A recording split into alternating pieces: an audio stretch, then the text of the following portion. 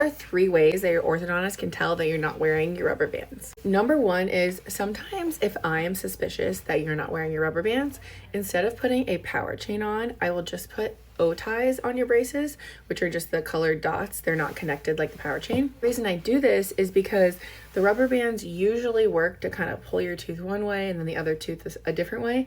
If you are wearing your rubber bands and you just have the single ties, a space is going to start to open because your tooth is being pulled one way. If you aren't wearing your rubber bands, no space is going to form. It's just going to stay nice and tight. So a lot of times if I have a suspicion that you aren't and you're telling me you are, but I'm not seeing a difference, I will change the power chain to single ties, and usually I'm proven right 10 out of 10 times. Now, I'd rather be proven wrong, but that's usually one way I check. And usually we would do the power chain, but I just take it off to kind of check and see, and then that's when we have the talk.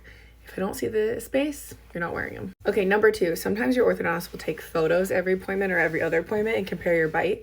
If you're not wearing your rubber bands, after, let's say 3 months, it's very obvious if I'm just comparing photos, if your bite has not changed at all, it's very obvious to me that you're not wearing your rubber bands.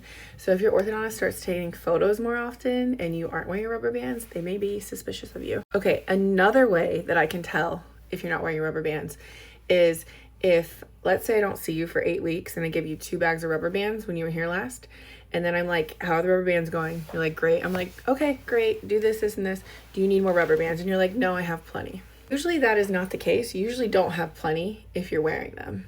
So unless we're giving you like an insane amount randomly at one appointment. So if you're not wearing your rubber bands and then you're telling me that you have plenty at home, that's kind of a red flag in my brain. Like, maybe they aren't wearing them. I make a little mental note and I check next time.